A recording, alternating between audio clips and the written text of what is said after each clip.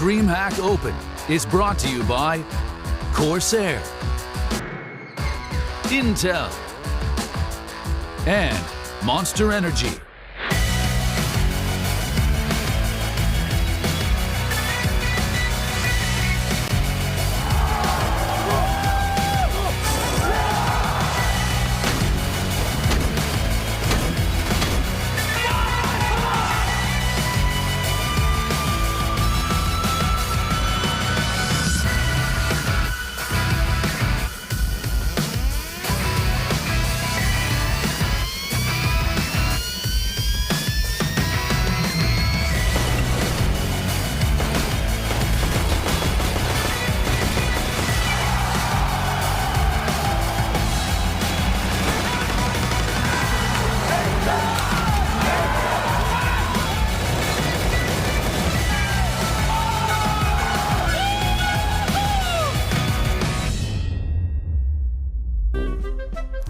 As big takedown renegades, they're the first team heading straight to the semi-finals on Sunday. Now, it's time to find out who will be joining them. Will it be the defending champions North, or will their Danish rivals Mad Lions take their place? My name is Freya, your desk host in Leipzig all weekend long. And of course, I'm joined by none other than Possa and Maniac. Guys, we've had some incredibly cool games going on today. Are there any highlights in particular for you so far? I think big making it straight to the playoff. That has to be the highlight. We talked about the regional aspect. We talked about the home crowd. They made them proud. They go straight to the semi-final. Tomorrow they can chill, they can watch the games, they can prepare, and then we'll see them in the best of 3 in the weekend. And I can almost guarantee you that this next match coming up will be my highlight at the end of this day. So I'm very much excited and looking forward to this best of 1 series. Yes, exactly. Well, we're going to take a quick recap of our Group B bracket, just in case any of you guys have missed out on any of the action, to see why we are ending up here with our North versus Mad Lions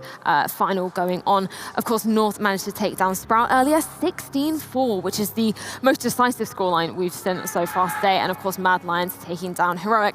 A bit of a closer scoreline there. And of course, you highlighted it earlier, Maniac. This is the Danish group of death. And I love that when we were talking to Mad Lions earlier after their game, they were saying that this really is going to be the proving ground of who is number 2 in Denmark. Obviously, nobody is touching Astralis, but North versus Mad Lions, there's definitely a contention match coming here. Yeah, I mean, there is. And the fact that they're all together in the same group, there's going to be at least one that is out of the discussion, maybe 2.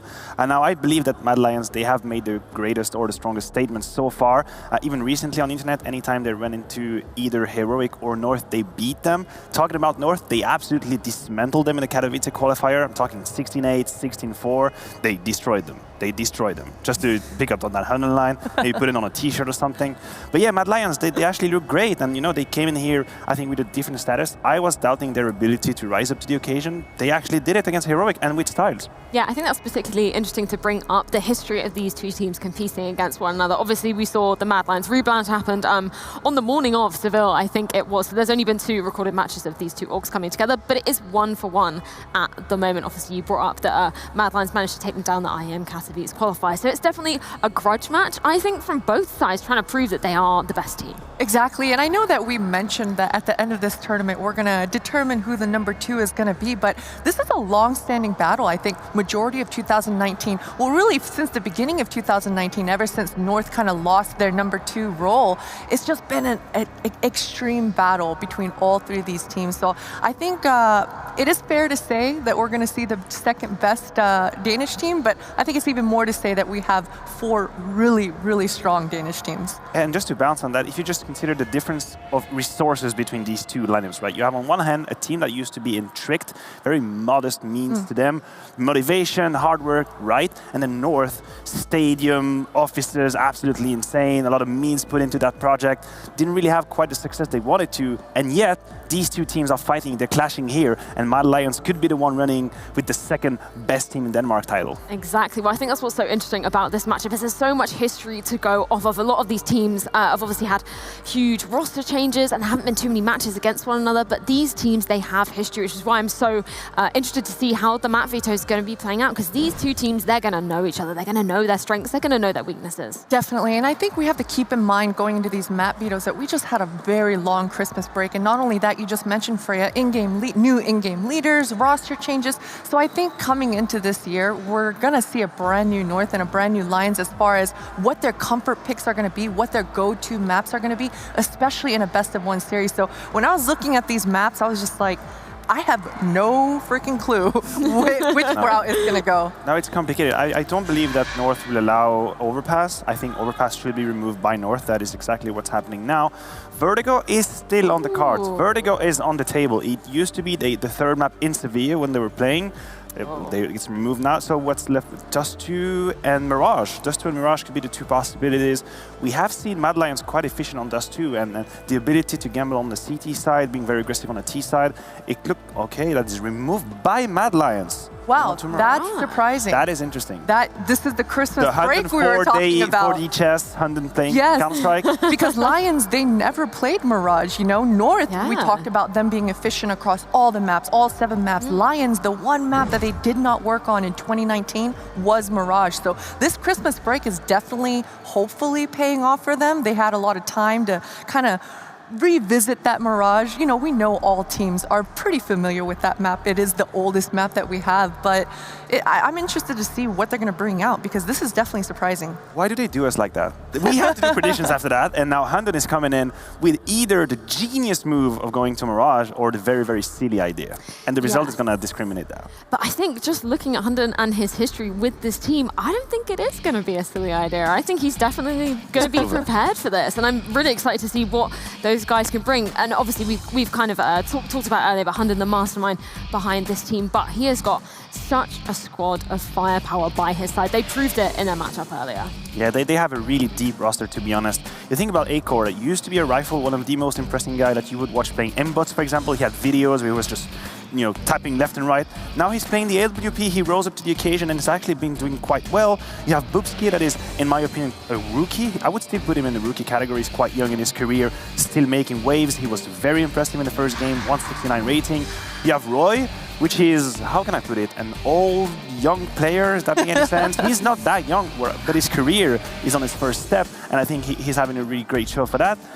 And then, you know, Handon, maybe not fragging that much, but he's at the helm and he's leading the charge and they believe in him. For sure, and you forgot to mention Shush, and I get why, because he was a little bit quiet in that first match, but, you know, Shush is Shush is one of those players that can kind of low-key be very impactful within that server, and we saw it towards that B bomb site, specifically on Dust 2. He was getting multi-kill after multi-kill. There was even one round he pulled out the USP. He's dead to rights, but then he dinks him for 60 damage. So these are the kinds of swinging rounds that Shush can provide. I do think that Handon and the Lions need to get him a little bit more involved earlier on, just so that he can kind of start feeling himself earlier on and be more impactful. Yeah, I think that's a really good point as well. And I think it's always worth mentioning that not every player can always have those standout games, right? There's only a certain amount of kills that everybody can get in the server. So it's no discredit, as you were saying, Potter, to Shush for not really showing up in that game earlier, but that doesn't mean that he doesn't have the ability going forward, right? No, and I think what really matters is that even though he had a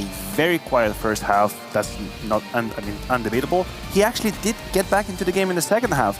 And that is what I used to be the characteristic of a new/rookie player, is that if he would have a bad start, then he would completely disappear from the game. That happens to a lot of new people because of the emotions involved. Maybe you're playing on stage, you're not feeling great about yourself, and then it starts being a down spiral. But no, he actually get back into the game, has a very decent second half, so that is a good thing for a player that young. Yeah, exactly. And their opponents, North, are incredibly experienced. They're one of those teams that you can see their history from years and years and years. And some of these names have been coming in and out, namely MSL. He's sort of been out of the roster for a while, but now he's been brought back in again. We've kind of speculated as to why that might be, but he was looking pretty solid in their first game of the day earlier. I mean, you talk about experience. There are at least 4 names here. Kirby, MSL, AZ, Cajun B. 4 veterans, literal veterans of the Danish scenes. They have seen pretty much every stages there is to see. They've been everywhere, they've done everything. Even Kirby, the man that you have on your screen right now, major MVP winner. that is something. That is a huge line to have on your resume.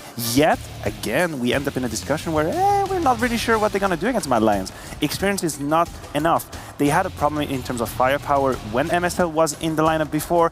Now, when we talked to Gade, he looked very confident. He said, you know what, new players, new dynamic, it's something different. Well, you know, that would be a good occasion to prove it. I think so too, and I mean, come on, let's be real. North, you mentioned it, they have the veteranship, the experience, they've been around the block, and they've been in this type of scenario multiple times, countless times, where they're not sure if they need to blame it on their fundamentals or they need to blame it on their firepower, and then they make that roster change. Now we're back full circle. They've made it full circle, they've made it come back, they've brought Cajun B and MSL back into this, and I gotta say, I'm on board. I'm liking this. I'm liking what I'm seeing. I'm really appreciating exactly how much conviction each one of these North players seem to have within that server. They seem to understand exactly what their game plan is gonna be, and I really respect that. Yeah, exactly. And we kind of touched upon it earlier, but Gade was the man showing up in the server against Sprout earlier. 16-4. It was so convincing from them. And as we mentioned back in DreamHack Open Seville, they had a really slow start. They had that start against Big, and it was a really close overtime win. And now I'm kind of excited that they've been starting off very strong. But I see your hand. Sprout versus Big. No, you're right. I do believe that 16-4 versus Sprout is, you have to take it with a pinch of salt. I'm not exactly sure that Sprout put up a lot of a fight. But just to bounce back on the Gade topic, I believe that whenever he joined North, in my opinion, he was a little bit underwhelming. But when he had to be an in-game leader, that might have taught him a lot about the game in general. It had to probably push him to think about the game way more, understand the principles behind it, how to play clever. And that, I think that it shows now on an individual level. Now he gets to focus on himself only. He can focus on his crosshair. He doesn't have to do the whole in-game leading. And he's been way better than I've seen him in the past. So that could be, and that is going to be a win condition for North. Exactly. Well, Maniac, it's your favorite time of the show. It's time for predictions. And I'm going to start off with you first. I'm going to dob you right in it. Is Maniac going to get one right? Let's see. Oh, I did get one right. I want to take this time to say that I denounced the authority of production. I didn't know that Big was going to win this. So it doesn't matter if you trick me. I'll stand my ground. You do know now they're going to put the reverse of whatever you say.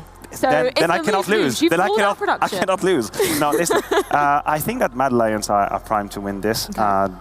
The fact that they were able to have a tough game against Heroic but not back down, actually close it 16-10, and I did feel that they were very convincing in those last 6 rounds.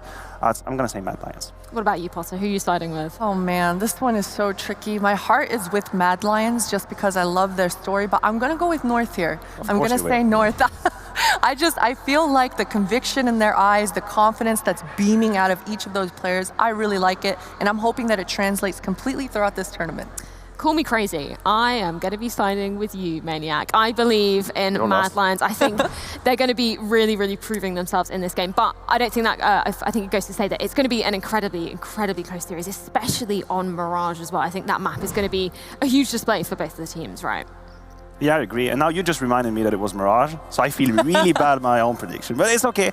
I stand by it. I think that Hunden has a plan. He came into this video with both eyes open. And you know what, guys, I agree with you. Yeah, we're the people of the people. That was meant to come out way better than it actually did. But we're going to be getting into our final match of the day after this short break. Don't go anywhere.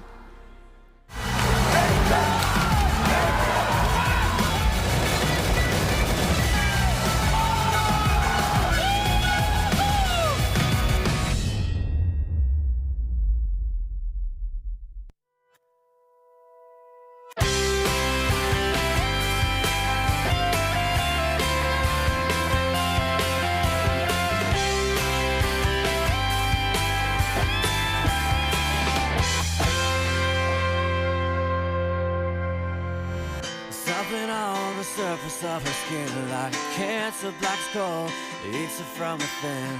I can hear her screaming out. All these years we've been bleeding her out. Consequences soon to be revealed. So careless with our home. It's time that we don't. Can't you see now where we'll be now? If we don't figure this out, we're the ones to blame. This time isn't on our side. On this one-way street will we collide? Still you go round and round as I take you down, but you can't even make a sound. Blinded by a pointed apathy. We can't blame and look the other way, 'cause there'll be nothing left to say. We can make it right if we believe.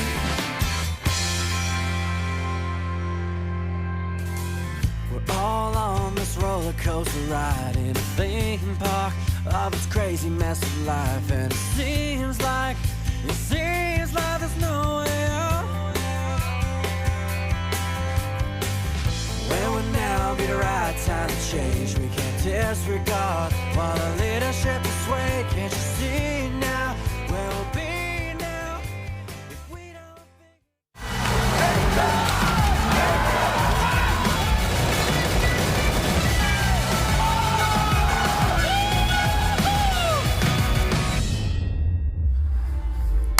Welcome back, friends. We've got some more action coming at you here live from Leipzig. One final map to determine who is the best or second best of Denmark. Some would say, I don't think one map's going to do it because I think this game has been tight. I think this matchup between Heroic, Mad Lions, and North has been kind of neck and neck. MSL looks to have injected not just some op skill, but also a little bit of structure into what was a struggling North. But Mad Lions is where we have to tip our hats if we're kind of talking recent results. So I understand why our analysts would favor them.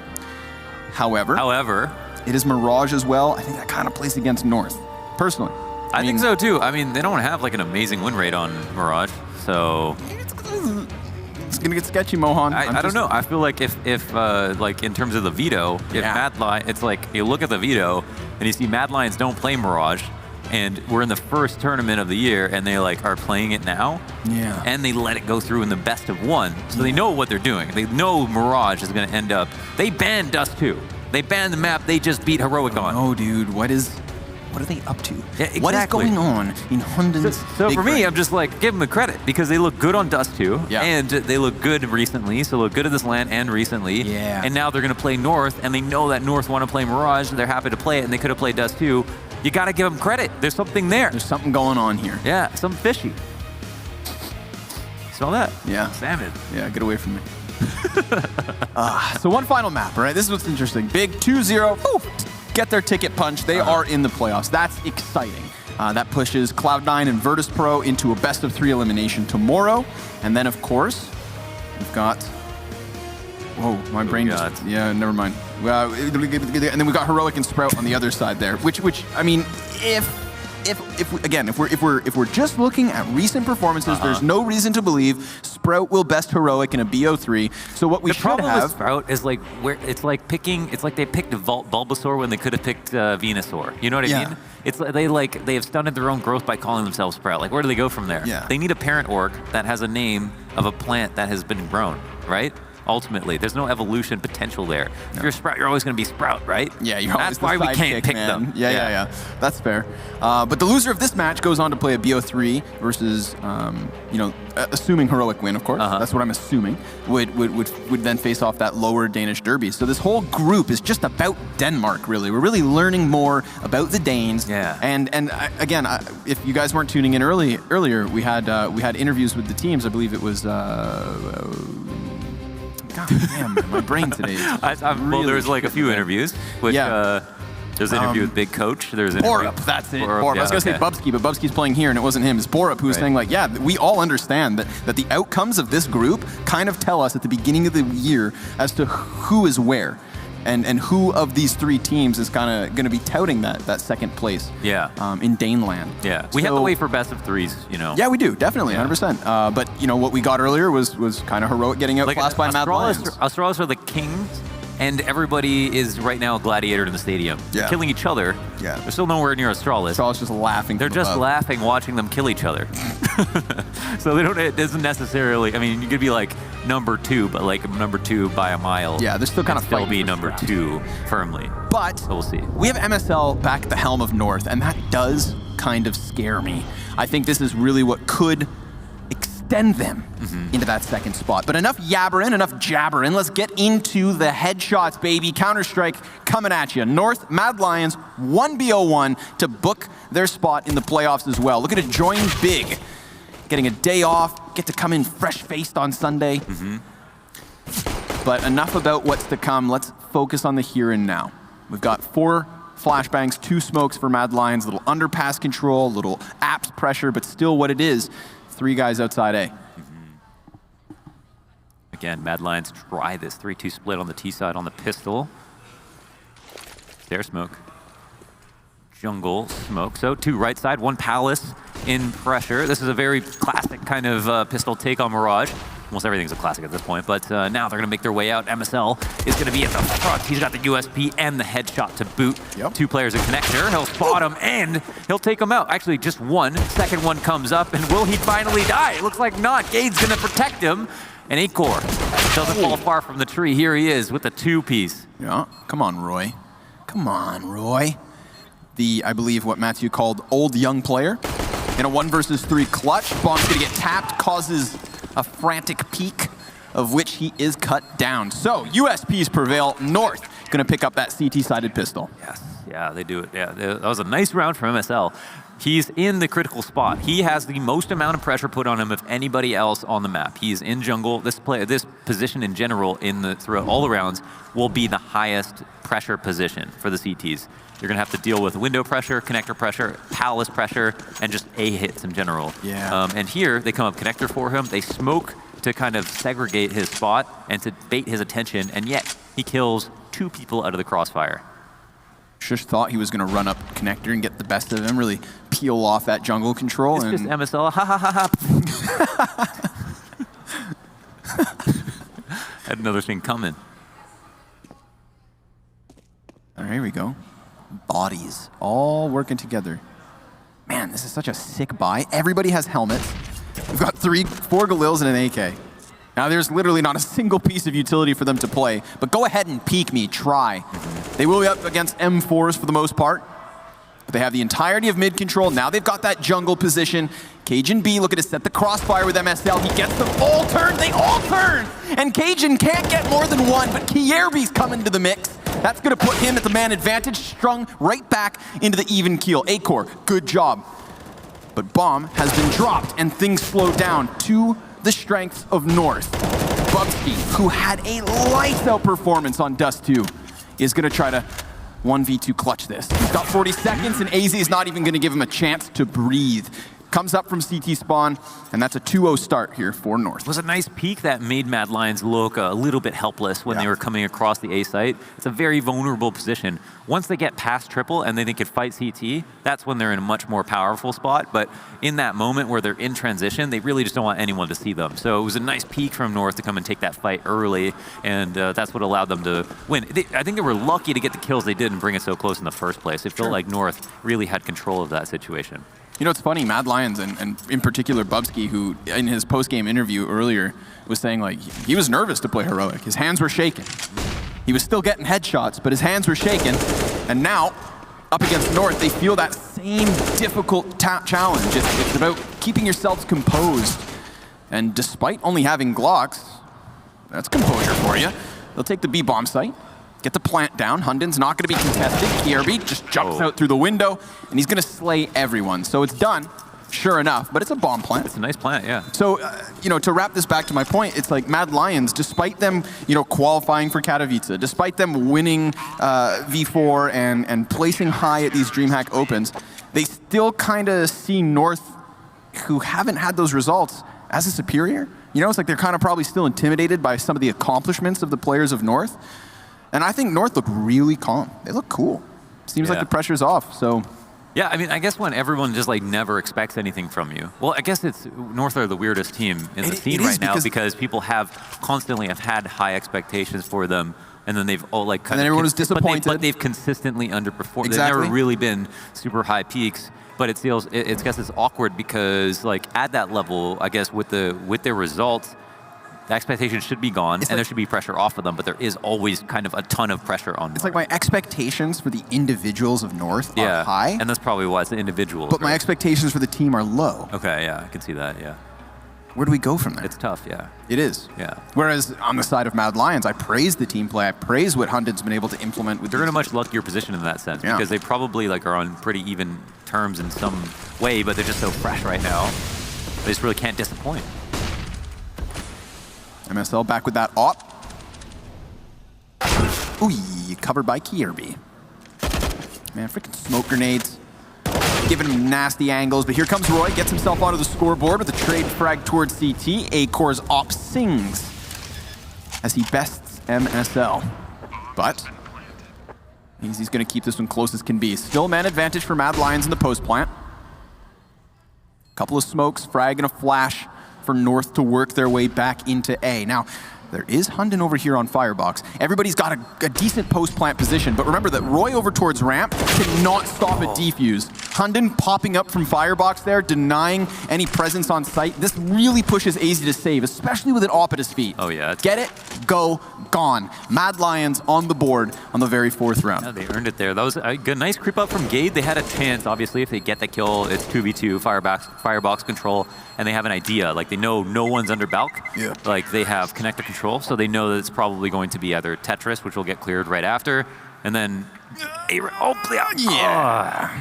and then A-Ramp and Palace are obviously the last 2 remaining spots, so there was a chance, but wow, oh my god. Bro, I mean, that's what we're talking about. You know, when we saw MSL popping off with the AWP on Dust 2 this morning, it was very much about his positioning. He was not hyper confident. He wasn't, you know, extending his stay in positions he shouldn't. He wasn't going for flashy flicks. He was just textbook op, and it worked.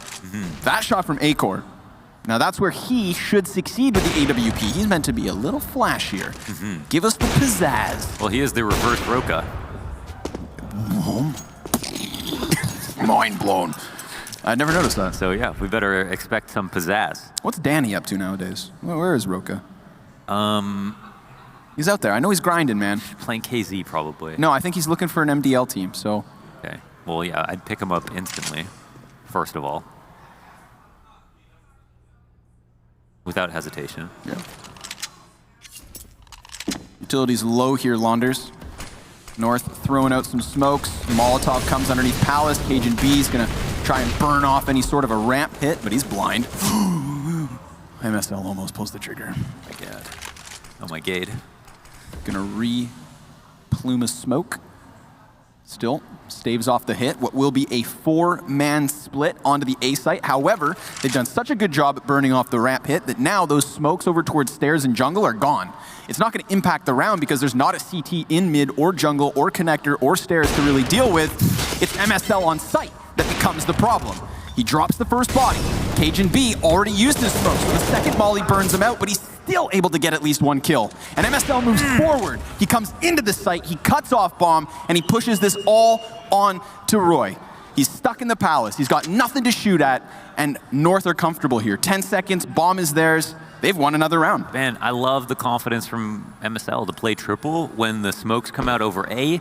He waits for it to dissipate, but he stays in a spot with just such high information, and he is just, he feels prepared. I feel like maybe he trusts his teammate very much, who's sitting there right side sight with him, and he's like, I'm going to take care of connector for you, man. You just watch my back for anything that comes out A-ramp, or just give me a clue. And then he ends up also moving around, coming back to triple, going up for that ticket box shot. A lot of good stuff there from MSL, and it all, I think, stems from confidence, just the belief that he's playing a good spot, even though it's a really high-risk spot normally. This is sick, man. MSL just comes back, and now apparently he's an opper. He's making it sing. Beautiful tune.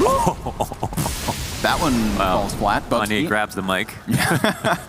Drops him out of the round, but Cajun B, sneaky, sneaky. Playing here behind the blocks. Just doesn't clear thoroughly. Cajun fully blind walks into his demise. Still, there are bodies here. It's a 3 versus 3. And Gade's gotta be careful. That was a dangerous move hopping around that box. Acor forced to use his smoke to save himself. Minute 13. That's a big jump. Oh, chance there. Come here. Opportunity knocks. Now he doesn't see that ticket peak, so he knows that Gade could have pushed forward towards triple. That's got to be something on his mind. However, remember, the site on smoke, or other way around, is the first to fade. So he just waits. Wow. Yeah. He knows that Connector is not going to challenge him because that was the newest smoke. So, good piece of patience, but he's not sure if there's another player there. There isn't. North, doubled up on stairs. Wow, it's nice he gets the information too. Wow, that allows for the plant. Oh, doesn't hit it. AZ's even going to get damage in the mix, so that low HP combined here for the 2 remaining members is not enough to retake. They are gone. Nice play from Acor. That Big was one. sick, yeah. Yeah, sitting up on reverse firebox, another confidence move. Sitting in a spot that normally is very tenuous, tough to get a kill from, can be quite dangerous, and he just plays with confidence one more time. Keeps an eye on the smoke, realizes if someone peeks up behind CT, that's the fight he wants, so he's happy to be there for that. And he spent so much time patrolling between the angles and jungle and stairs that he feels confident no one's going to peek him there, fight him. So he's right about it, kills Gade, opens up the round for the plant. AZ gets blasted. Could have been a 2v3 retake if AZ didn't take that shot on top of stairs as well. Yeah, I mean, he also could have easily lined up that, I mean, say easily. There's a world where his spam through triple box stops bomb plant. Yeah. And then they're in a far better position. It's true. So yeah, it's a very close round in some sense. Big one from Acor. But This was nice. I mean, yeah. again, remembering that the oldest smoke was the one that was in front of him, patience pays off. Yeah. Yeah. This game's already got my heart beating really fast. Virtuous man. Oh, wow. Denied. Hit by the smoke, yeah, he's out of there. And How did he get there so fast? Oh my god. Good. No, That's a, I thought he was in the safe zone. Yeah, for quick sure. switch from our observer. I give you props for that one, Yeah, bud. hell yeah, buddy. Well done. Seeing Acor sprint inwards. I mean, to think that he just got pegged by a smoke grenade and then chased down through connector. And he didn't like He didn't get caught bottom connector. No, he was Yeah. almost back on site. So I would have been like scared if I got killed like running from there because he didn't waste time in like at the bottom of mid or anything like that. I just got away. But anyway, up cat already. Yeah, Gade's tough. Remember, he's that Deagle player, so he's supposed to be the weakest link, but instead he just slaps Hunden to the sidelines. And luckily for Mad Lions, it's no issue from there. They trade frag efficiently, clear the bomb site, and leave Cajun B's flank on its own. But he's met by a Molotov, and there's a player on the other side. Bugsky ready for it. 4 surviving here as North put in everything they could afford in that round and came up with only 1 kill. And it was the worst gun. Yeah. Yeah, so yeah, it's a bit scary. Oh yeah. So this, yeah, he tags a smoke, it doesn't even move. And then Acor is like just running. That's sick. That's sick. I'm still shocked about that. Okay. No guns bought, just the USPs. Yeah, you can talk about anything you want this round, Launders. Go ahead. Take it away. It's too much pressure. I mean, look, they go for the middle stack. They see nothing. Gives them a chance to maybe get into the A site, but they're met by a wall of smokes. With a gap. You know what? Look, get 2 kills here. You're fine and dandy. They get 1. Flashbang to the man towards the ticket. He's denied. CTs come flying forward, and they're all sent packing. So only Bubsky added to the tally of casualties. 4 survive, and 4 rounds apiece. One of those swing rounds where you're just like a defining moment here for the T's as they make a comeback slightly. You move into another rifle round. You have a chance to come back, come into the lead, and it's the strategy that'll probably define the moment here. We'll see where they decide to go with it. They have a few options now that they've won a few rounds. So how do they continue the momentum? Split up quite evenly into a default. Really slow, waiting for Acor to try to make a move. Dangerous spot to be in Sandwich because you can be slowly cleared under the Sandwich, obviously.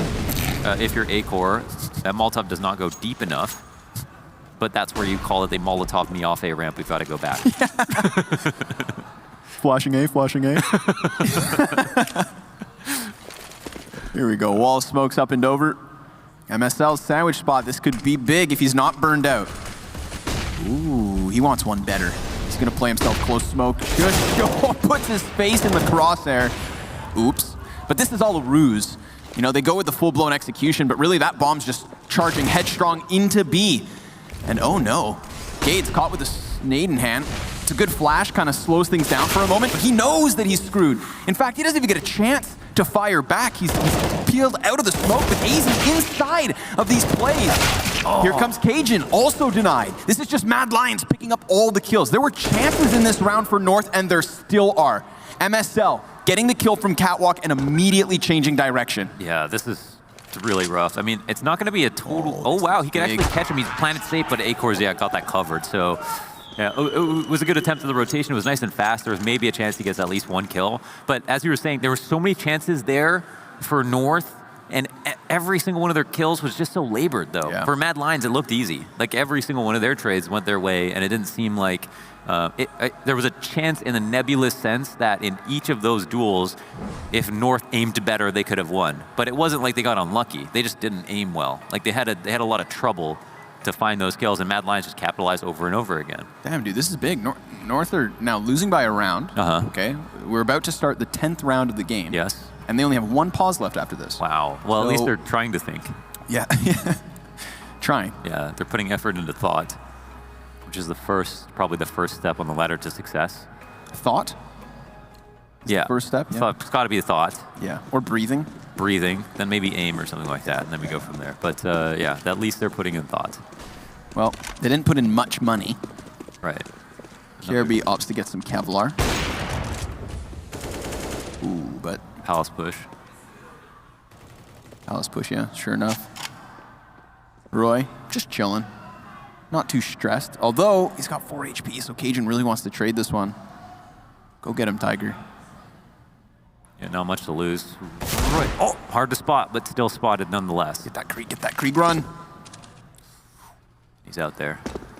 So now they just want to avoid that gun, pretty much. They know that Cajun had it, so. They'll do that easily by charging out to the B site. AZ's gonna play close corner.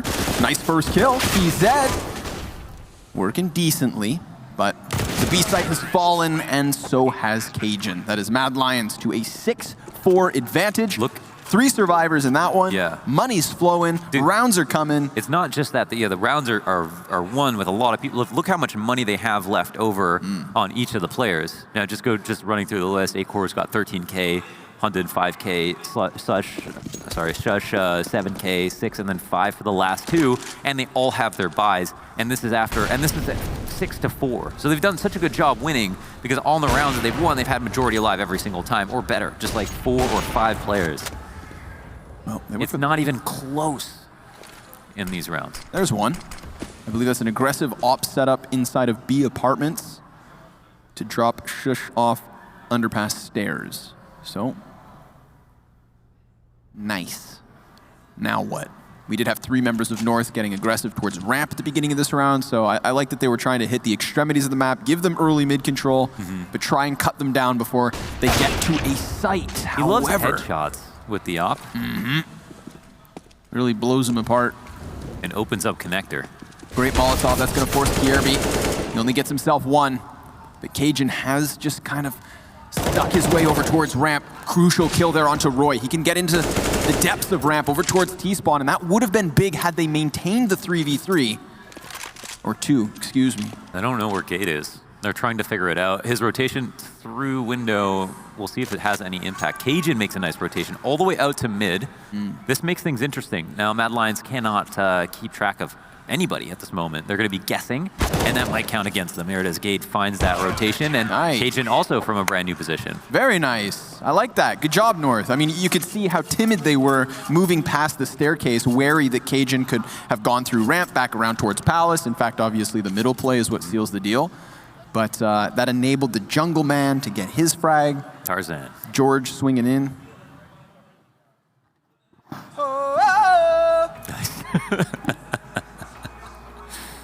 Yeah. And up next is obviously a chance for North to still tie this. I mean, there's a world where they can close this half 9-6. Things are looking good. I mean, we praised Mad Lions starting off this half basically 5 rounds in a row. Yeah. Remember, they did the same thing on Dust 2 versus Heroic, and that was still neck and neck by the end of the first half. So do not put it past North to go ahead and turn this around. They could, but yeah, Mad Lions have a lot of money left over. They do. It will be difficult, Launders, but you know, diamonds are made under pressure. That's true. True. Ooh, that would have been a nice one. That would have been a really rewarding kill. But nice early op shot to the top of mid. Probably one he would normally hit, I guess, too. So yeah, we'll see. Not much information gathered. Not much lost for the CTs either. They just take a shot, fall off. 3 pushing up towards B, bomb trailing closely behind. The first 2 entries are out. Oh my god, Acor with these crazy ass op shots. Not too shabby, but it's still the 3v3. Kierby could decide to walk through that smoke. It's shut down, even with the health disadvantage here with Roy. You've got to think Kierby and MSL, they are bottleneck coming through market, and the longer they wait, the more likely Shush hits him from the back. Kierby moves inwards, Hunden, he's gonna lock it down, and that op on MSL seems so valuable now. A single weapon could be saved here. He's thinking about it. He's thinking about the money. Just like you mentioned, he's just, this is the first thought. Oh, but I mean, does he even get away? There's already a player on A site. There's a man quickly behind him in market. He gets into this one. Back turned. They're coming for him. There it is, that's 1. They're still looking, and up in, there it is. Yeah. Good, he's safe now. Come on, man, I like this. MSL, putting in work. But it's kind of like for what it's worth, right? Like they're in a really precarious spot now where they had that max loss bonus, but because they're CD side, they still have to decide if they're gonna save. So they have MSL as an op, so that's the thought, and they might not be able to, I guess they could buy it next round if they just save here, so it looks like they're just gonna half buy into this, try to work around the op. That op could be invaluable. We'll see how much impact MSL will have with it. No opening duel for him once again with it. Kind of a lackluster grenade into the top of mid, even though that's where CTs are present, or Ts are present. And it's a similar default here for Mad Lions as they have attention towards B, but they slowly start to split up. Bomb gets dropped, 1 player makes his way through underpass, 2 putting pressure off of Cat for North. We know Mad Lions are reading this as an anti-eco. It's a really high chance that they do try to abuse up Cat. That's a big one. Oh, he took a long time on that one. Yeah. Put a bit too much mustard on that spray. Acor gonna miss his first shot at keeping that gun away from Cajun, and once he has his paws on it, he is gone. We've seen this before though, him getting the kill, the trade towards T-spawn, falling into the A site and still not being able to do anything further in the round. The difference being that he is not the only weapon. Remember, MSL still has that op, and he's kind of cheated his way over towards the B site. So last time we saw Mad Lions just go all in on B when they felt like the threat was at A. This time things are different. Yeah, that little spray and the footstep was enough. I think it's going to be hard for North to want to rotate out of this. They're happy to hear that, probably. Cajun, he's got to get that one, though. Aim punch. 3v3, and they're not in position. This could be a free plant. We'll see if the op can have impact in a post-plant retake type situation. Oh, but he's already made his way over. Yep. They've forgotten about him. Acor. Hunden knows he has to plant for connector side, and that's all right. I mean, that's where Bubsky comes in to help. MSL can't trade that first frag. His teammate only working with a pistol here, but that's a nice one. MSL, he just needs the quick headshot. Molly's gonna miss the mark. There's no, oh, there is a kid. There is a kid on MSL. He's gonna try to get the angle on connector, but you've got to tap that bomb to elicit the peek. He does! What a round. Very nice from MSL. Cajun setting that up by the trade frag in T-spawn. Acor could have prevented the weapon falling back to the A site. That doesn't happen. So North robbing around here and keeping this 1 point different. Man, he got gold status from the amount he traveled there. He was going from the A site to get a kill, he started with the A ramp pick, ended up at B to make presence, came all the way back to CT, pulls off a retake by himself with the AWP, and gets all 3 kills. I love this read. He's like, listen, this guy's not going to peek me. Tap the bomb, bro. I'm getting on ticket. That was some nice positioning. Really, really well done. Remarkable stuff here from MSL. Big brain. When they needed it the most.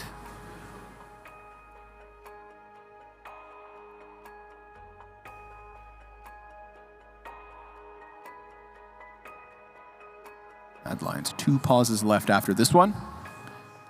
Obviously, we have ourselves just 2 more rounds in the half. They were winning the pause game. Yeah. They're keeping a lead in that front as well. So, wow, they do the unthinkable. And it's all off of MSL save. That's very true. Oh my God. Again, one of these like last minute, what could be a last minute turning point. If North go ahead and just sweep this map, or if it gets down to the 16-14 even, like this is one of those portions of the game where a single weapon made a difference. But Acor's got an op of his own, holds for the top mid aggression, and it pays off. 5v4 already. Fake A hit.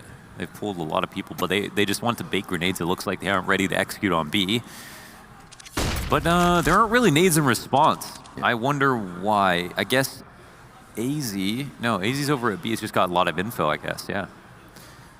So that's kind of nice. They're holding a Molotov on this side of the map. They use one flash to clear out the ramp. The T's have come back now. I don't think Mad Lions have done this before, just a false exec. So it might work out. There it is, the second set of grenades. 5 smokes used so far here on the A site this round. Yeah. MSL probably just going to try and keep Connector under control. A little supportive flashbang here. That sets up Cajun nicely. He tries to fall back, but Roy's got both. Now comes MSL. He drops bomb. That's going to slow things down. This really enables AZ to get into the mix, but peeked from CT. Almost dies. They're both spotted is the issue. MSL, again, tried really hard to make this possible, but damage dealt to his teammates and him in a very tough spot. I mean, there's not a lot of options here. Yeah, 2 ops to retake. They're out. They're going to save these ops for the last round, I think. Yeah, I mean, they want to in general. They don't have enough money to do much else. So, wow. Nice by Roy. Very big play by Roy. If he gets he doesn't get the CT kill, and Cajun also survives. 2 CT kills. Yeah. Well, like Cajun's the free one. Yeah. But he has to get the first. Yeah, you think about that. I mean, again, because let's say even if those 2 CT players just fall in and do nothing, all that's preventing is it's keeping the T's from challenging back market door. You have MSL still making his play, still dropping bombs, still enabling the rotation from AZ, and then you're sitting in a 4 versus 3 post plant. It looks real good. Yeah, sometimes a lot wrestle on just a single duel, and there it is, like just a free. The push of the CT, a lot of damage. They'll know retake comes in, and we move into the last round. Mad Lions, a small lead, but a very impressive T-half in general. Yeah, it's a feels good half. Yeah. You know, there's going to be no saltiness starting into the second, but we've got to get there first. One final round here in the first, and MSL already clipping Hunden's wings. That double op paying off already again. Save guns have done a lot for North. MSL? Oh, I was going to say all he needs is a shoulder. Maybe he needs a bit more. Yeah, luckily he doesn't need any of those things if Cajun B does his job, which he did. But Bubsky throws a wrench in the works. Now that Molotov meant to maybe fake out the fact that he's push spawn. Yeah. Oh, Bubsky. You did him dirty, bud. Yeah, he was in no man's angle there. Way out. And this has just ripped all of the information away from North. They're not quite sure what they should expect. They go with the deep Molotov inside of B apps. AZ's trying to walk up Cat. Cajun wary of everything. Yeah, this is great, except I don't think Mad Lions can. I don't think they can abuse rotations from their spots right now. So they can't like sit and wait. So no one's going to run into them. So no CTs need to rotate through mid at this moment. CTs can wait for the option for them to move. Yeah, so there might be an advantage there for North, but AZ drops a shot. Not exactly the easiest, but it might be important. We'll see how Cajun can do here. All alone, nice. Picks Bubsky up, jumping up. He's already got a teammate to help. There he is with a 2K, and oh my God, Shush answers back. AZ's on this rotate from CT. He's just going to try to sprint in. If Shush can get his gun up, it could be good.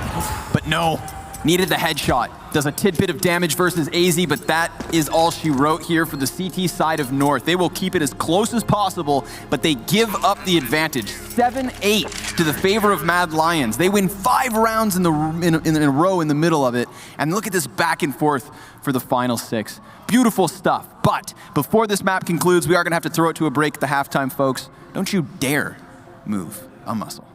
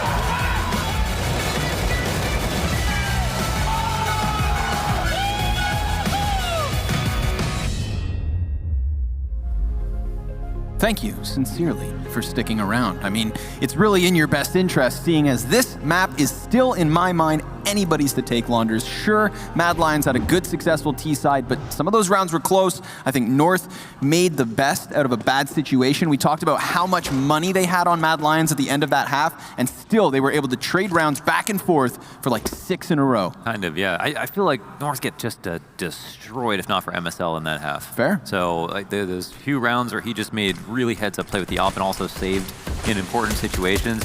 Made a big difference. Moving to this half, again, nothing's known about Mad Lions CD side, so I think you're right. It's hard to call, but we'll soon see how comfortable they are as we move into the latter half of this pistol round. Bombs down.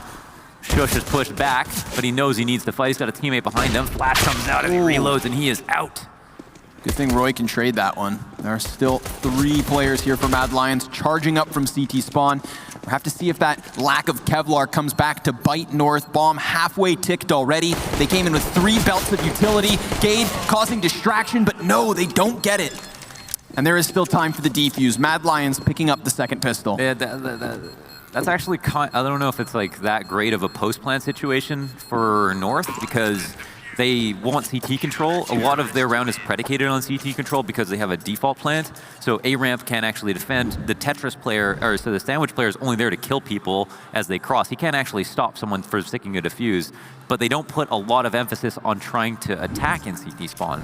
If they had like 3-4 players there flashed in and pushed and tried to kill those players at CT spawn, they might have a better chance of winning. That's typically how you see that strategy go. So I find it curious that they only sent 2 people there when Mad Lions had a great response. They had 4 people trying to fight. Roy just gets drop kicked off the top rope. Bubsky's looking to take his place. Still these M4s getting dropped. Ah, it's a mouse wheel. Getting stuck between 2 rotations. All right, all of a sudden this round gets a little sketchy. You know, Mad Lions still in a decent position. It's not like they've given up a bomb site. It's not like there's a plant already in the mix. But this is a big one. Kirby, shadow advantage to Shush. He's ready for the peak. And that just leaves Cajun's Deagle with full utility on mid. Now that kill is crucial. It is, yeah. I mean, Acor could have played a passive and just maintained the advantage there, but he could have just done nothing. Could have just won. He could have, yeah, he could have won the round. I'm not sure if he knew. I'm not sure what he knew or what he thought he knew, but we'll see. Could have been a pivotal frag. So now they're banking off of his information. They're going to perform a split on B. A lot of pressure here on Hunden to just straight up frag. He's patrolling between 2 angles. Yeah. He's aware of the thought that they could come for him. Oh, no. But now he's in a tough spot.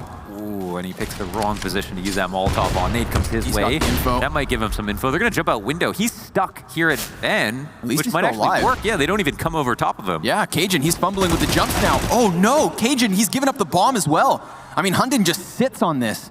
20 seconds. AZ's position unknown, but Shush comes in and makes noise. He could just sit. He just needs the kills. He needs the kills. He's got 10 seconds. He has to get the frags. There's no way the ball. Oh! He just guns down his feet, cuts out his ankles, and AZ knows he's on this corner. He needs the headshot. Shush playing with the time. 3 seconds. And a one-man survivor is all that Mad Lions need to recuperate what looked like an absolutely lost round. It was supposed to be an absolutely lost round. I mean, it's not that it's played necessarily incorrectly by Hunden. Like, he throws a Molotov to Cat in hopes that the split is coming through Cat. He doesn't know that someone's coming through B-Apps. The nade comes his way through B-Apps, and then Cajun jumps out window. He actually has to expose himself to Hunden's angle while he jumps out window. So there's a moment there where he's like, he should just be clearing it to fight. He could have actually killed him. And then he ends up going out the window and then into the site. And that actually makes the fight more of a 50-50 as opposed to like just an advantage for him. It's a weird one. It's like if you knew you had to challenge him at some point, you could have just run out of the doorway and you would have had just a headshot angle, as opposed to peeking him from the van and giving up your whole body. You give up the whole point of your big rotation, basically. Yeah, odd.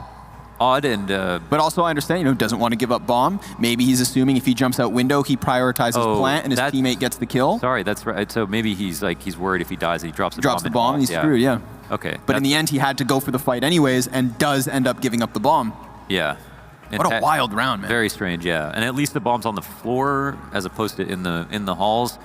But Yeah, I don't know. And I guess the other option would be to just not throw the nade, to creep up on Hunden and try to like nail the kill. Yeah, very weird. I mean, good for Hunden to not panic and like start running away.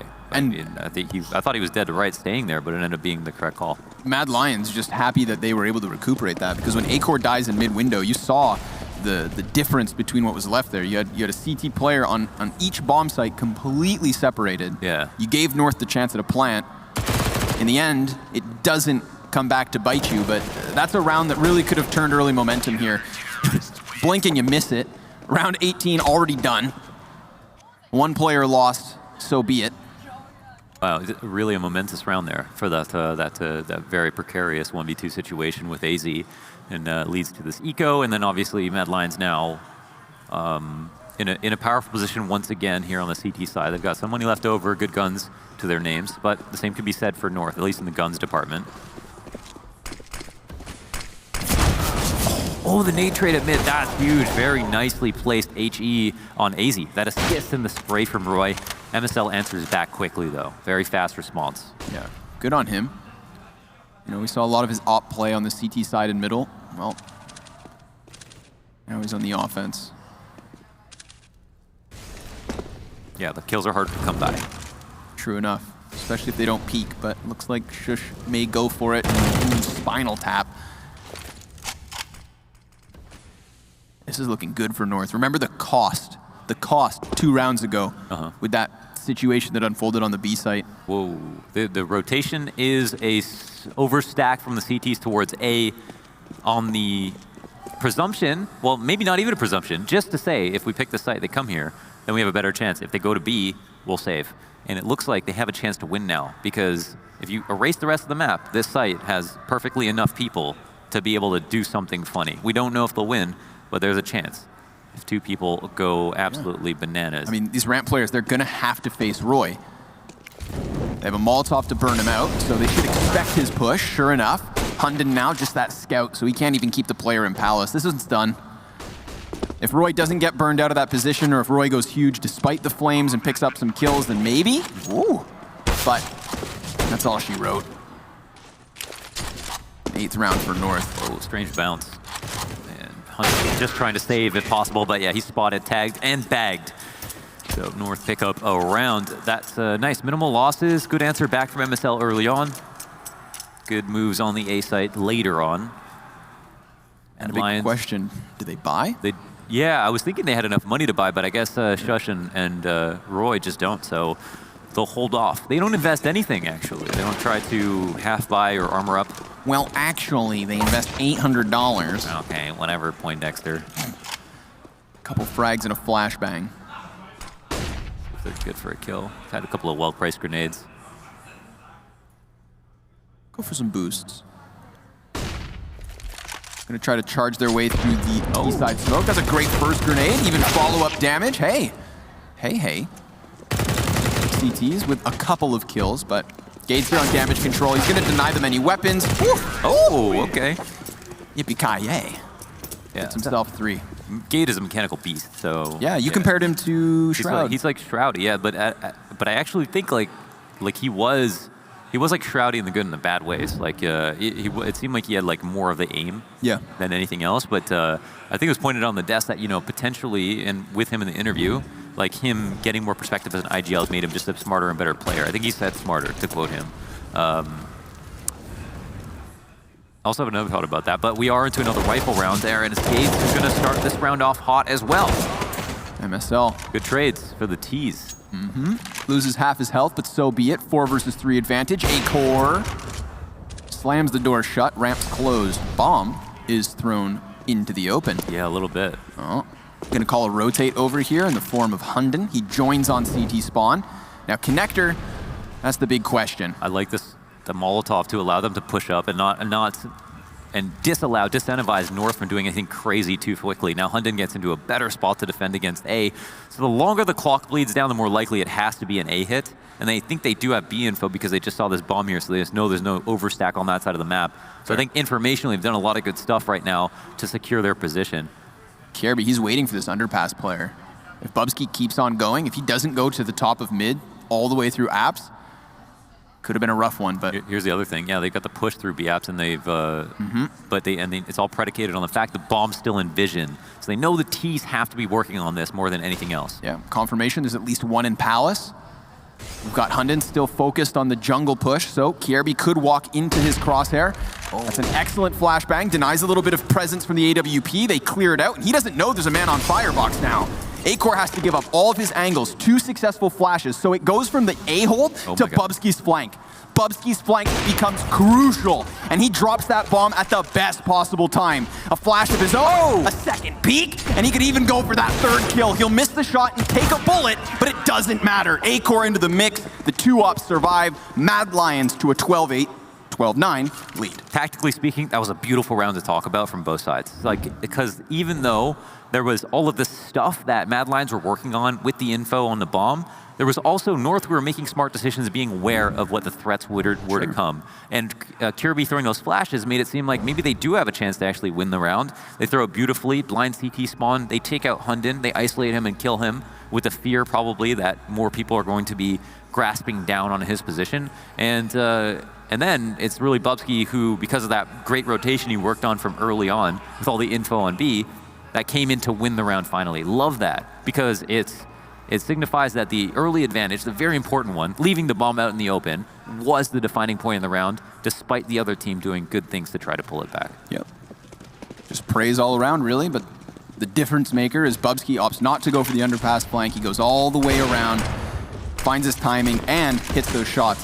The second one was crucial.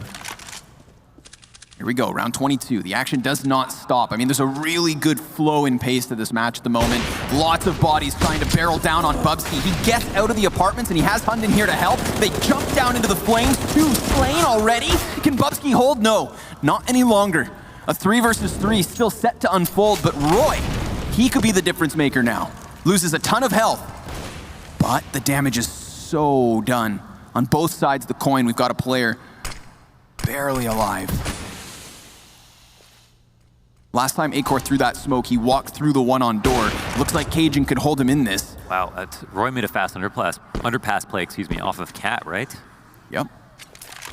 Oh, caught. They anticipate him. Even though they know that Acor was here, that's smart play here. Again from MSL with the op. They've heard this scope, so they know he's in here.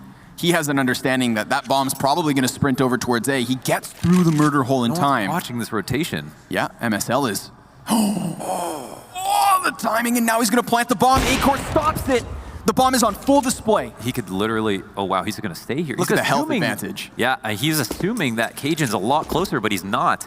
I mean, if he wants to make his way all the way around, that's the thought. Bomb's still in sight, though, at this point. Cajun knows he could have gone anywhere.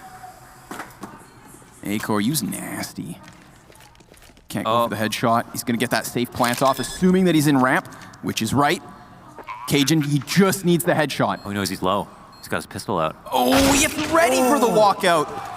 Nicely done by Acor. He finds impeccable timing there. There's a world where Cajun pushes through market before he can get through the murder hole. There's a world where MSL holds jungle just a moment longer.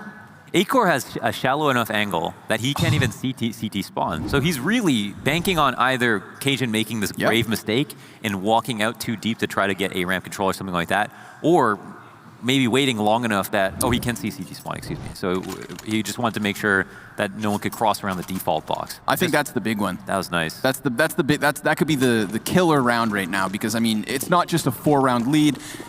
It's the result of the outcome there. North, onto the pistols, they've got the armor. Because MSL he did watch his back for a second. Yeah. But he didn't have help that was close enough to plant. No, or that's why, and there's a world where he also plants on the other side of triple, expecting the jungle peak. Right. But he anticipated maybe Acor goes for the CT.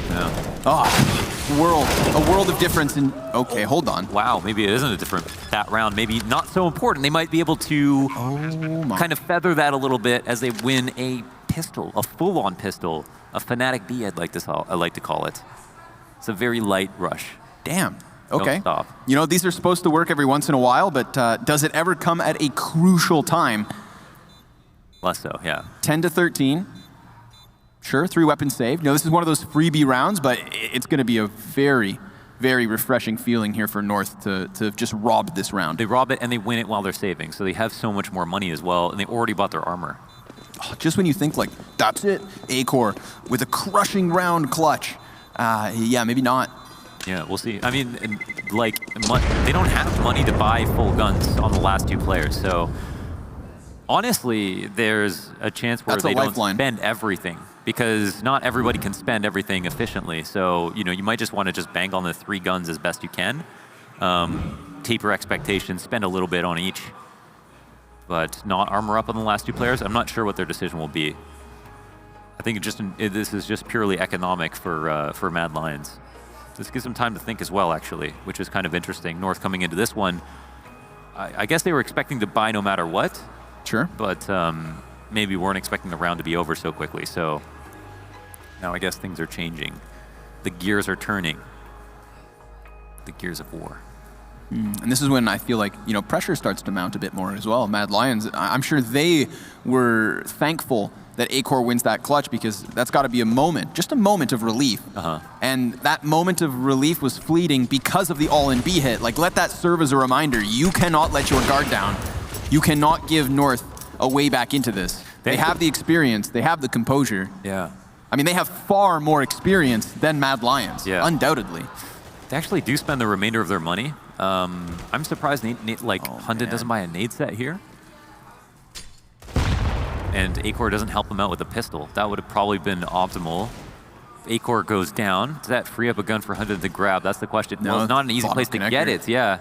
You could try for it. Well, you can use it at least for Roy. He can use that as a bait. Kirby has made his way out onto the A site flagrantly and gets killed for it. That's a crucial duel. He just robbed back the op. He gets away, and Roy just bait and switch. So that works well. Oh, my man.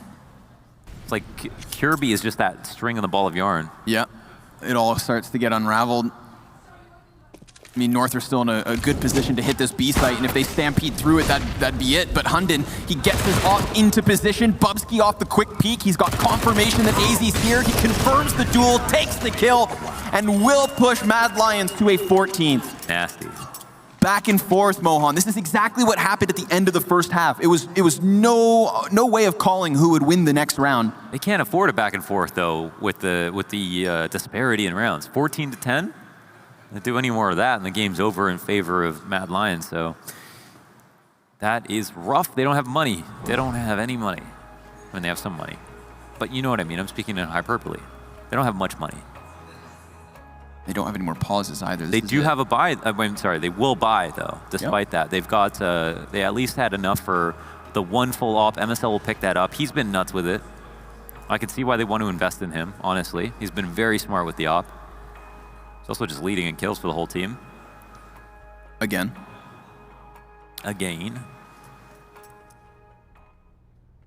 Yeah, but it's just pistols for most other players.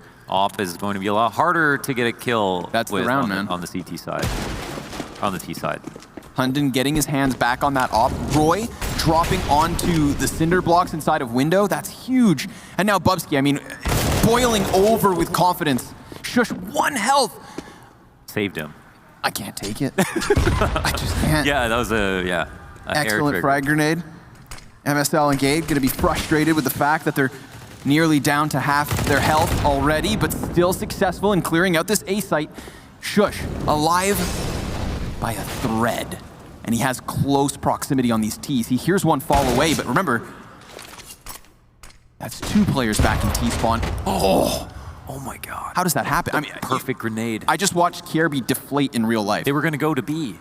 That would have been beautiful for them if they could have had him lead the charge. And suddenly the man advantages back into the favor of Mad Lions. Again, Shush with just a smidgen of HP, and they end up dying. The last 2 remaining players who are forced to mid-round now that Kirby dies to that miraculous grenade on the B site. A very well-placed grenade. I wouldn't even call it lucky. And Mad Lions just grab control of the game in a situation where North could have certainly come back into it. That's wild. Wild. Lots of wild things have happened this game. Very exciting for Mad Lions. I mean, again, North looked good in Seville. They finished 2019 with a win at DreamHack Open. They switch out Yugi for MSL. We saw a great showing from them earlier today, a dismantlement of Sprout. But Mad Lions gunning for that 2nd spot. you know? And I do think that here's the thing, is we come into today with a very Danish Group B, and already the conversation around second best in Denmark starts, but I don't think that title is awarded until we have the final results at this event. Yeah. You know, until we're done with playoffs, that title's not going anywhere, but someone can hold it, you know? And that placeholder, at this point, has to be Mad Lions. The interim. So here we go. 5 map and match points in this case. Utility and pistols is what North will be trying to work with. No mid control, no A presence. They threw out fake smokes. They're just going to try to charge headstrong into the B site. This did rob around once upon a time. Can they do it yet again? Bubsky's at bat. Plucks one from the sky. CZC still trying to cross to the site, and Mad Lions are primed to do it. 16-10, they will take down Mirage. We had no idea what to expect from them here on this map, and yet they prevailed convincingly on the CT side. That's awesome. Really. Heck yes. Yeah, that's really. I mean, they did so well, and again, they're going to start a 2020 100% map win rate on Mirage. They're going to add it to their already very strong pool. And they take it off of North, who are very comfortable on the map in the first place. Yeah. So just a lot of great things to say for Mad Lions.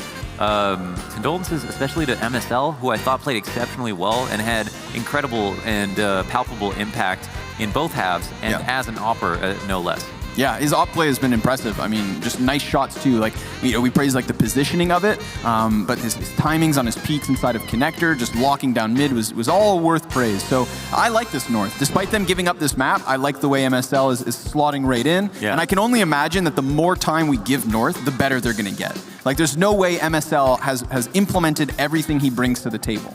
Not in such short notice. What he has brought in is some stellar opping. Maybe he's been working on it in his time off. But alas, enough about North. We've got to praise Mad Lions, Mon. They did it. They're in the playoffs alongside Big. That's right. Yeah, they get a little bit of a break. They get right into the semi-final. Yep. And they wait for their next opponent. All right. Well, that's us done for the day, but there is still some talking to be done here. We're going to hand this one back into the capable hands of Freya.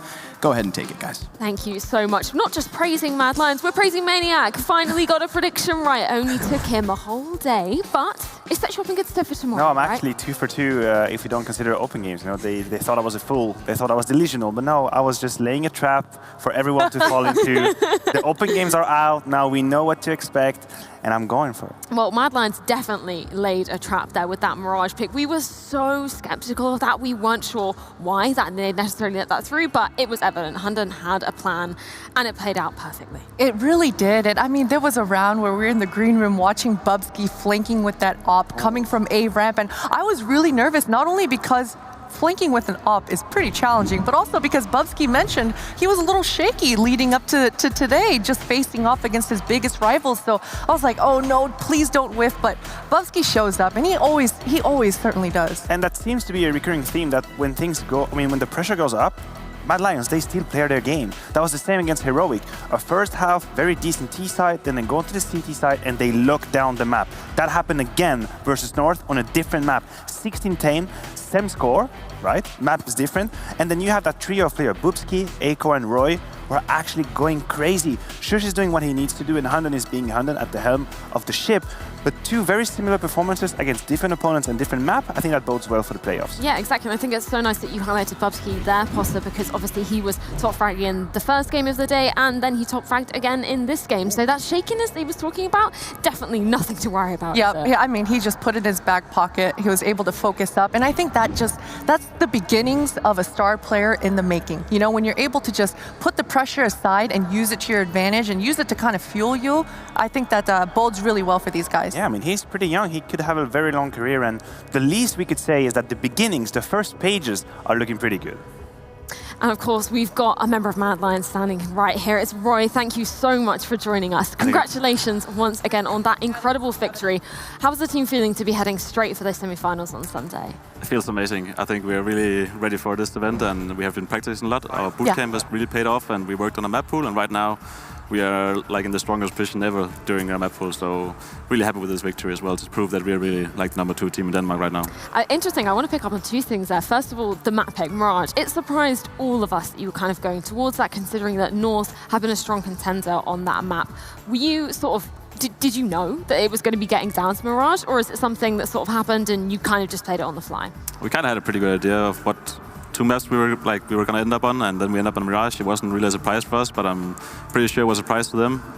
Again, we have really worked on our map pool and some of our weaker maps, and I mean, right now we are really confident on like some of our weaker maps, so I think we're going to catch a lot of teams off guard because of this. And I also just wanted to pick up on something you said there about the top 2 team in Denmark. Do you think that result, having beaten North just there, kind of cements you as the number 2? Or do you think there's still a little bit of, maybe after this tournament is finished? We've been like really close, all 3 of us teams, but like right now, like we beat North and Heroic in a BO3 like not so long ago, and after that I think we were like even more close, but we were a bit behind before that. But right now, when we beat them down on lane as well in a BO1, I think for sure we're a number 2 team right now. Exactly right. I love that confidence, and I know that the desk has a couple more questions they want to ask before we let you go, guys. What do you want to ask? Yeah, I want to ask you, just as a person, we talked together at DreamHack Winter, and you said this is new for me. I'm still learning. So now we're a bit further. How do you feel now? Do you feel like you have evolved? How do you feel in the team? How do you feel right now?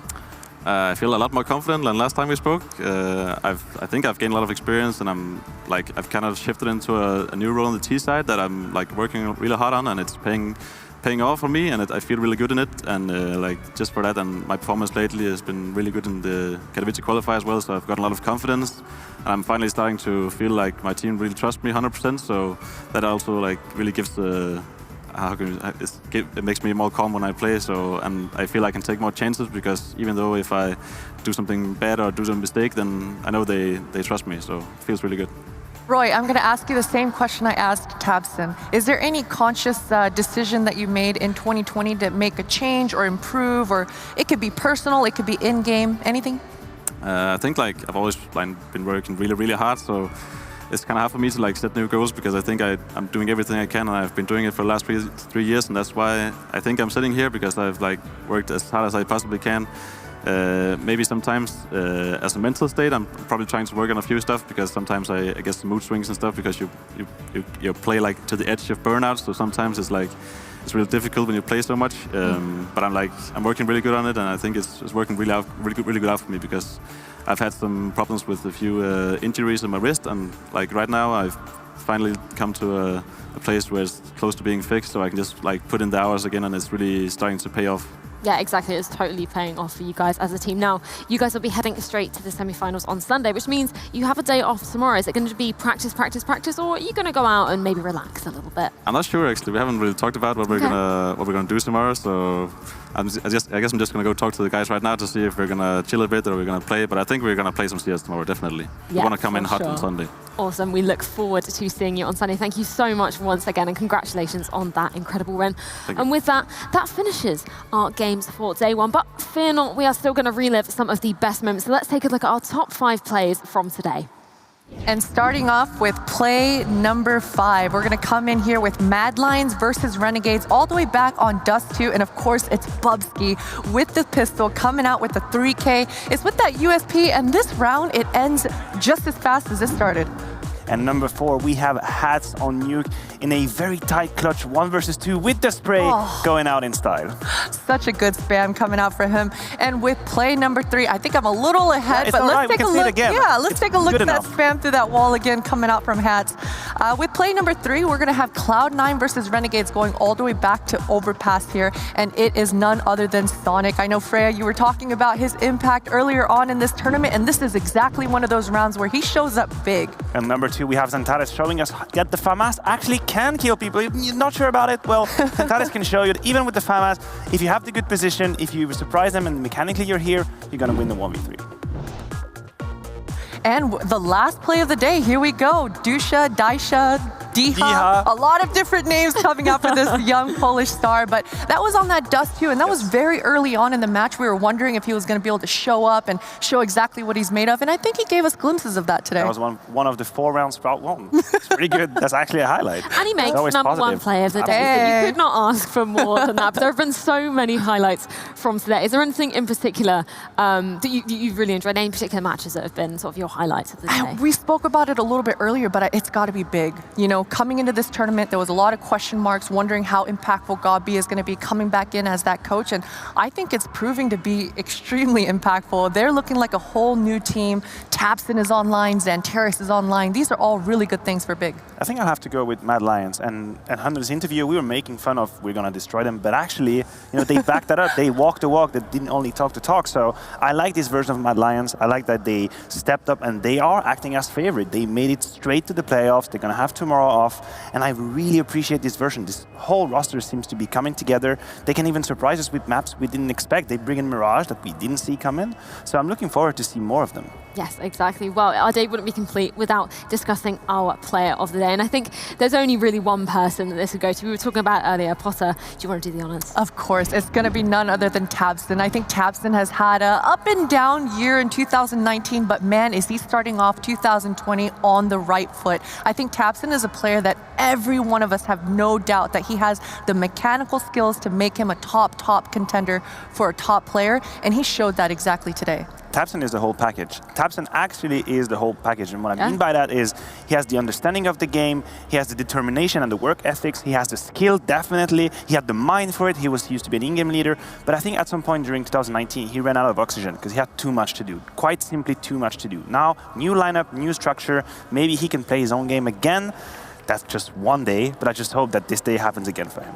Yes, exactly. And I think that's what's so exciting about coming into Sunday's matches. He has literally gone straight through to the semi-final on Sunday, and it's on home soil. He can't really ask for anything more, right? That's the best.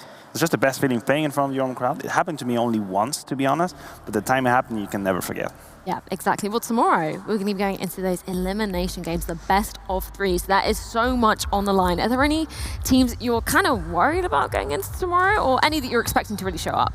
Cloud9. You're worried for Cloud9? Yeah, I'm because worried we for hyped them up, Cloud9. right? We hyped them up. They were so amazing. 14 wins out of 16 maps, and then that T size like... You know what? It was best of ones today. Tomorrow, they're going to show their true form in those best of threes.